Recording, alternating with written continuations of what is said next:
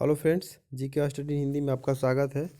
देखिए, ये जो आपको दिखाई दे रहा है लेटर नोटिस जो भी कर सकते हैं, ये कहीं किसी ऑफिस के बाहर चिपकाया गया है और इसमें कुछ महत्वपूर्ण बातें कही गई है, आवश्यक सूचना दिया गया है आरक्षण से संबंधित। और ये व्हाट्सएप ग्रुप में आया था तो मैंने सोचा कि इसमें महत्वपूर्ण जानकारी है तो आपके साथ शेयर कर दें। तो चलिए देखते हैं थोड़ा इसमें क्या क्या जानकारी कहा गया है। देखिए, ये आरक्षण से संबंधित बताया गया है। इसमें पहला पॉइंट देखिए, इसमें लिखा गया है कि व्यक्ति विशेष की जाति का निर्धारण उसके पिता की जाति के आधार पर होता है, पति की जाति के आधार पर नहीं। यानी जो भी लेडीज गर्ल्स है उनका जाति प्रमाण पत्र पिता के जाति के आधार पर ही बनेगा। अगला महत्वपूर्ण पॉइंट है कि जाति प्रमाण पत्र की वैधता हमेशा बनी रहती है। तो जो भी लोग पूछ रहे थे कि जाति प्रमाण पत्र का वैलिडिटी क्या होगा, कितने साल का चाहिए, कितने साल पुराना चाहिए, तो देखिए अगर जिनके पास पहले का है तो वो भी वैलिड होगा इसके अनुसार। लेकिन जो नया फॉर्मेट में है बारकोड वाला, वो लोग आप लोग बनवा लीजिएगा नया फॉर्मेट। जिसके पास पुराना है वो नया बनवा लेंगे, पुराना चूँकि वो दूसरे फॉर्मेट में रहता है तो नया आप लोग बनवा लेंगे। वैसे यहाँ पे कहा जा रहा है कि जाति प्रमाण पत्र की वैधता हमेशा बनी रहती है। इसके बाद देखिए कहा जा रहा है कि अस्थाई आवास प्रमाण पत्र की वैधता हमेशा बनी रहती है, ये थर्ड नंबर पॉइंट। जबकि अस्थायी आवास प्रमाण पत्र की वैधता निर्गत तिथि से 1 वर्ष की ही होती है। यानी अगर आपके पास अस्थायी आवास प्रमाण पत्र निर्गत है, तो निर्गत किया हुआ है आपके पास बनवाया हुआ, तो उसकी वैलिडिटी जो होगी 1 वर्ष की ही होगी। इसके बाद देखिए आय प्रमाण पत्र, तो आय प्रमाण पत्र की मान्यता निर्गत तिथि से 1 वर्ष के लिए ही होती है। तो जो आवास प्रमाण पत्र है और जो आय प्रमाण पत्र है उन दोनों का 1 वर्ष के लिए हो गया। और अगला पॉइंट देखिए बताया गया है कि यहाँ पे कि सत्यापन के पश्चात अभ्यर्थियों का जो मूल प्रमाण पत्र है वो अवश्य लौटा दिए जाएंगे। यानी जो डॉक्यूमेंट वेरिफिकेशन के समय आरक्षण के लिए जो भी मूल प्रमाण पत्र लिया जाएगा उसको बाद में वापस कर दिया जाता है।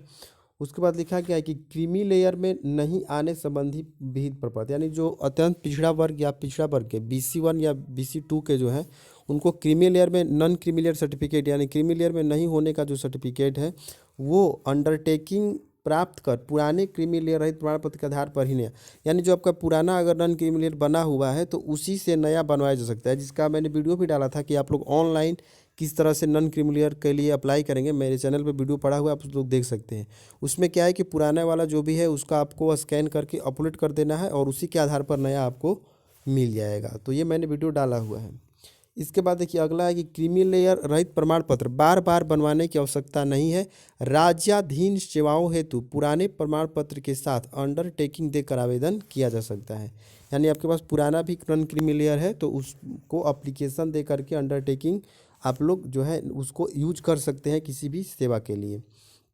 अगला महत्वपूर्ण बात है कि राज्याधीन सेवाओं में राज्य सरकार के मूल निवासी को ही आरक्षण दे है।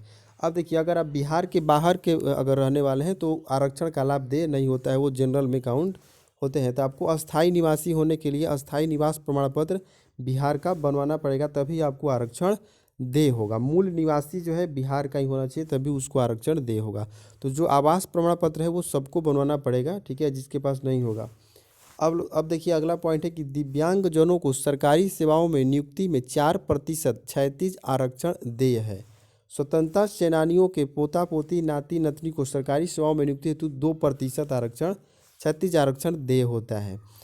तो देखिए 4% दिव्यांगजनों के लिए, 2% जो फ्रीडम फाइटर है उनको, और महिलाओं को सरकारी सेवाओं में 35% आरक्षण दे है, जो कि बिहार SSC इंटर लेवल में नहीं था। ये बाद में रूल है, तो 35% आरक्षण जो है ये वहाँ पे महिला का आरक्षण वहाँ पे नहीं है। लेकिन महिलाओं के लिए जो आरक्षण है वो कौन सा है, तो देखिए नीचे बताया गया है कि WBC, बहुत सारे लोग पूछ रहे थे कि WBC जो बिहार SSC में अलग, WBC पिछड़े वर्गों की महिला, बहुत सारे लोग ये पूछ रहे थे कि WBC जो बिहार SSC में दिया गया है उसका क्या मतलब है।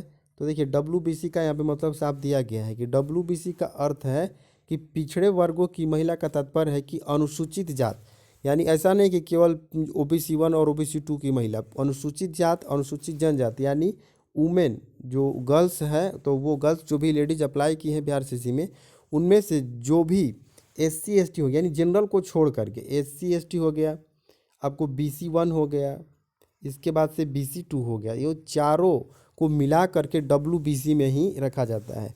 और इनके लिए जो आरक्षण ऊर्ध्वाधर आरक्षण जो है वो 3% दे होता है, जो 35% क्षैतिज आरक्षण के अतिरिक्त है, ठीक है। यानी आपको यहाँ पे 3% अलग से इनको दे है। अब आपको एक चीज़, कुछ लोग पूछेंगे कि जो यहाँ पे ऊर्ध्वाधर आरक्षण लिखा है और क्षैतिज आरक्षण लिखा है, इसका क्या अंतर होता है।